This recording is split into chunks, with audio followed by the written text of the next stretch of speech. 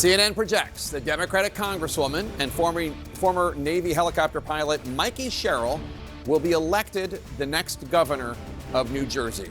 Mikey Sherrill defeating Republican former state assemblyman Jack Ciattarelli for the first time in 60 years. Democrats will hold on to the governor's seat in the Garden State for 3 consecutive terms.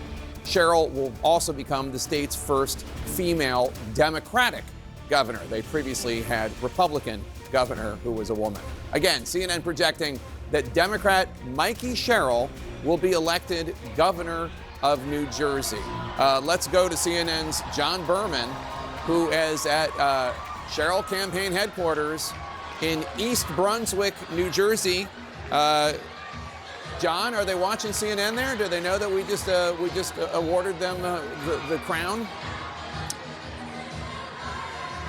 Jake, it's so loud in here, I can't even hear what you asked me, but I'm sure it was a very smart question. What I will tell you is they just saw the announcement that this race has been projected for Mikey Sherrill, and this crowd went simply nuts. They've been sort of standing on an edge for the last 20 or 30 minutes, waiting for it to all happen. Now it finally has. The Sherrill campaign says this victory is a testament to her messaging, tying affordability to protecting against Donald Trump. They say that combination drove really very high turnout, higher turnout than they've seen in a governor's race here in years, particularly high turnout in urban areas. Newark, New Jersey, the most populous city in the state, they say saw the highest turnout since 2005. They say they've targeted black voters. Black voters have turned out. They say there's been a relentless focus on Latino voters, and Latino voters have turned out. When Democrats look at this race, particularly those associated with the Sherrill campaign, they think they're beginning to see the recipe of a way to fight back against Trumpism, to talk about the economy, to talk about affordability, but also at the same time to tie it to Donald Trump. Voters want to hear prescriptions about what you're going to do about the future, they say. They say that's what Mikey Sherrill's been doing. They think she was underestimated a lot over the course of the campaign. They say people thought this race would be close, and they're not so sure by the end of the night that it will be that close, Jake. All right, John Berman at Sherrill headquarters in East Brunswick, New Jersey. So to recap again, we have 2 winners that we've projected already. Congresswoman Mikey Sherrill will win the governor's office in the Garden State of New Jersey, and we're calling it relatively early, giving an idea of her margin of victory. And in the Commonwealth of Virginia, Abigail Spanberger, the former congresswoman, handily winning the governor's race there. And I have to say, I mean, a historic night for women, a historic night for Democrats, and, you know, we cover the news every day, and Democrats have been very demoralized for maybe like the last year and a half, 2 years. Changing tonight, and like, you know, the Democrats finally have some good news. They have good news, and the fact that it's these 2 women is noteworthy, because these are 2 women who came into Congress in 2018 taking Republican seats. So they came in on a Democratic wave. And they both have national security credentials. They were part of a self-described badass caucus of other female national security members. And they were roommates. And of course, I'm talking about Spanberger and Sherrill. They were roommates here in Washington, and they decided both, independent of one another, but at the same time, to leave Congress and run for governor in New Jersey and Virginia. And they both are successful tonight. And it really is just crazy that Virginia has never had a woman governor until now. I mean, that's just such a wild statistic.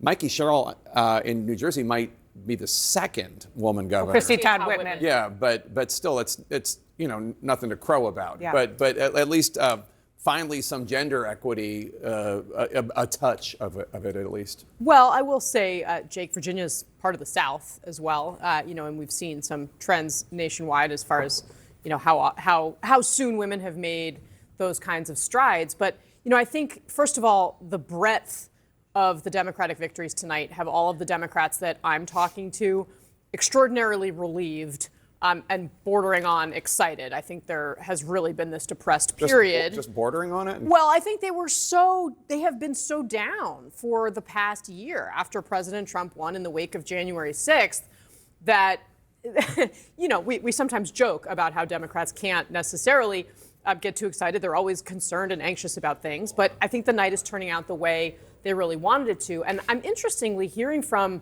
Republicans who see this as perhaps the first example of President Trump really experiencing something negative that could lead to lame duck status. One Republican who has not been pessimistic about Trump in recent years said to me, well, the king may not be dead, but he is starting to have no clothes. And just on that note, quickly, Jack Ciattarelli completely tied himself to Donald Trump, which was definitely a risk.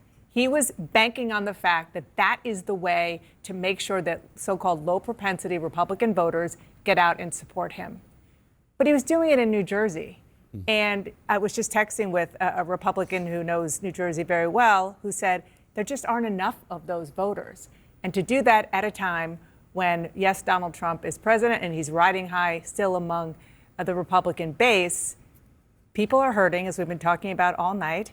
And Mikey Sherrill, jumped on that, the fact that Ciattarelli had no daylight between himself and Donald Trump, and it didn't work for him. Yeah, I mean, and I guess if there is a lesson here for Democrats, it is to talk about how Trump's leadership is affecting how they live their lives, not necessarily whether or not they're offended by him, whether or not necessarily by whether or not they like his behavior, but more about, well, what is he actually doing for you? Right. As you go deeper into these results, this is definitely a warning shot across the bow of the White House, and I would say the Republican Party. Donald Trump won big just a year ago, 2024. This is America saying, we're still not happy, and you're in charge now, and we're not happy. Look at the scope of this victory. We're not quite there yet, 63%. Election day vote tends to be more Republican. That's what we're waiting on. This margin is likely to narrow. However, I just want to show you something as we go through this, and then I want to go to Virginia. Just what message, right? The Democrats are going to have a debate now. A centrist governor of New Jersey, a centrist governor of Virginia. We'll see what happens in New York City, perhaps a Democratic socialist there. The Democrats will still have a debate about how to do things. But in 3 races where they focused on affordability, they're winning. So we'll see what happens in New York, but they're winning at the moment. You watch this one here. I just want to show you a couple of things here as you come through this. Number one, did Mikey Sherrill outperform Kamala Harris? You notice nothing changed. That means everywhere. In every single county in New Jersey, Mikey Sherrill overperformed Kamala Harris. Here's another way to look at it. Donald Trump made New Jersey close last time, right? Because he flipped some counties. He flipped 5 counties. Tonight, we're not completely done yet, but at this moment, with 63% of the vote in, Mikey Sherrill has won all 5 of those counties that Donald Trump just a year ago flipped from blue to red. And so that's called never mind, right? Never mind. We're going back to vote for the Democrats. And that includes at the moment Passaic County, which was the big county. This is a plurality Latino county. Right. Republicans were saying that's our ticket to the future.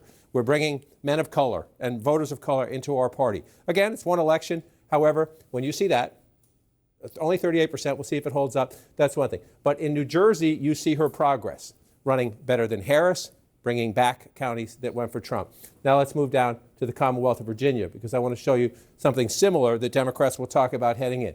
Okay, so you come into here and you say, did Abigail Spanberger outperform Kamala Harris? Not everywhere, but in very, very key places. In the Washington suburbs, where the people live. Down here along the coast, right? That county, the Virginia Beach County, Glenn Youngkin won that 4 years ago for governor. Spanberger wins it tonight and outperforms what Kamala Harris did in the presidential election. This is what strikes me as most significant right here. In most of these rural counties, it's only by a little bit, so I don't want to overstate it. In most of them, it's a percentage or two, a point or two. But that's West Virginia. That's Kentucky. This has been the death of the Democrats in rural America in the Trump age. Abigail Spanberger is running a little bit better than Harris in many of these rural counties. Again, I don't want to overstate it, but the Democrats at some point, if they're going to fix their problem in a lot of these, as you start moving into the heartland, they need to perform better in rural America. And so 1 point, 2 points, and 3 points is a step in the right direction. We'll see how it goes right here. And again, I don't want to overstate it. I'm going to come into one right here. This is Augusta County, 2025. She's getting 26.2%. Just go back to the presidential race and look at Kamala Harris. It's 25%. You come over here, Harris got 32%. And Jake, I'll come back here. She's getting a little bit higher there. But a small progress in the rural counties would be a huge step for Democrats if they can apply those lessons elsewhere, Jake.